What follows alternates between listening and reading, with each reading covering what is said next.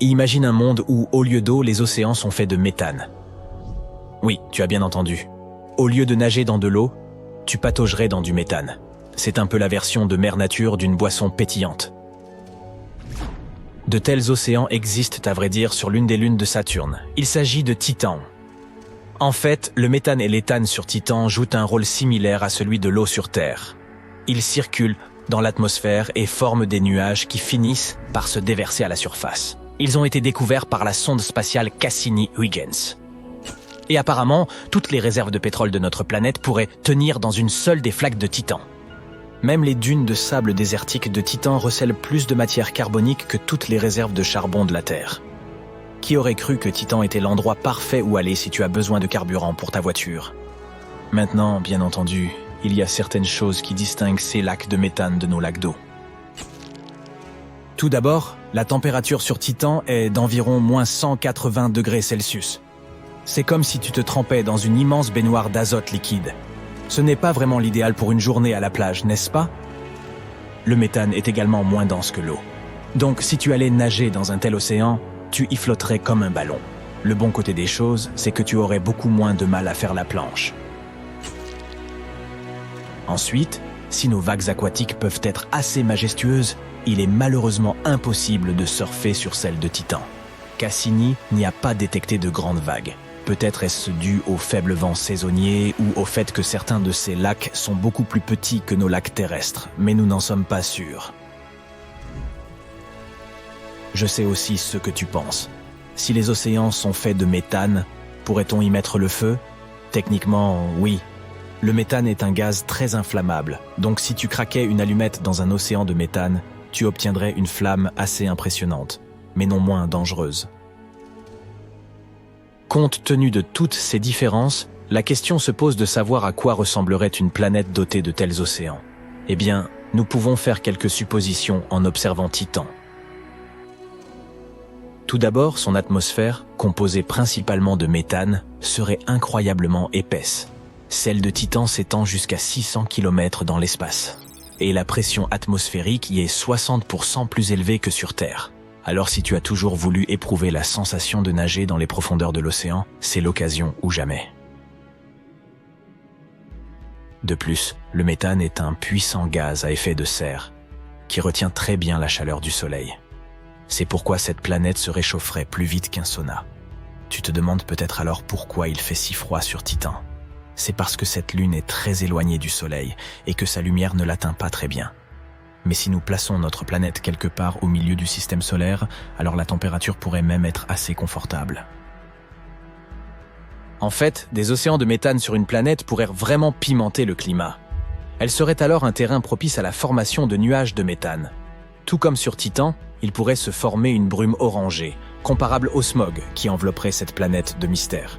Il serait difficile d'y voir quoi que ce soit depuis l'espace sans télescopes spéciaux.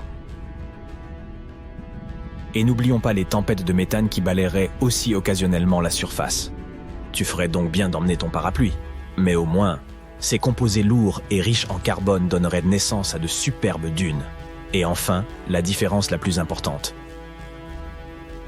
Alors que les océans d'eau sur Terre regorgent de toutes sortes de créatures, nous ne sommes pas sûrs qu'il y ait de la vie dans les océans de méthane sur Titan.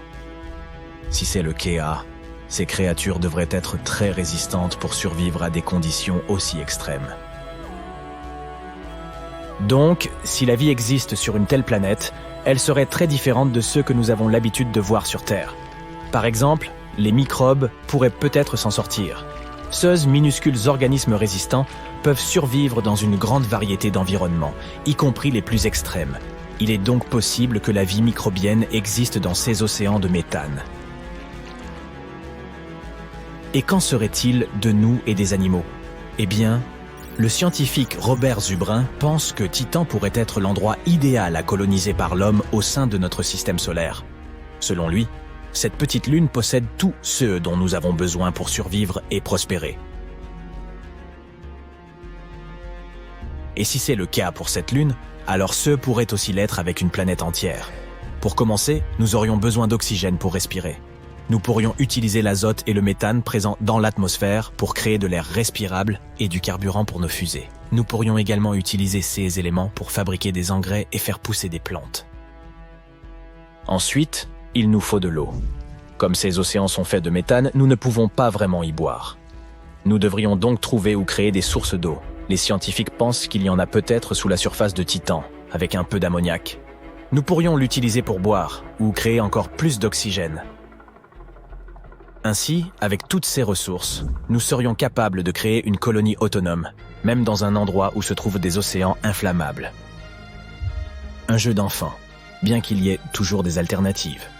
Peut-être pourrions-nous respirer le méthane, c'est-à-dire évoluer vers des organismes qui consomment le méthane au lieu de l'oxygène.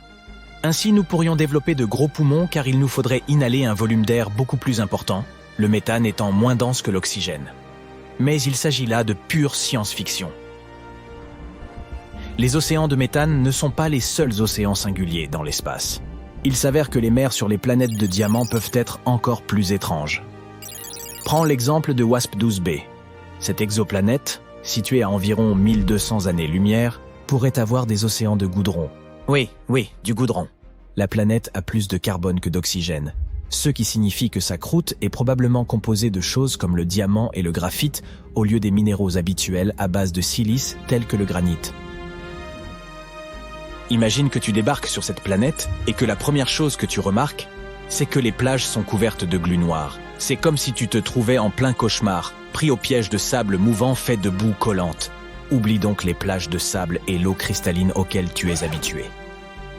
Ici, la purée de poids fait loi.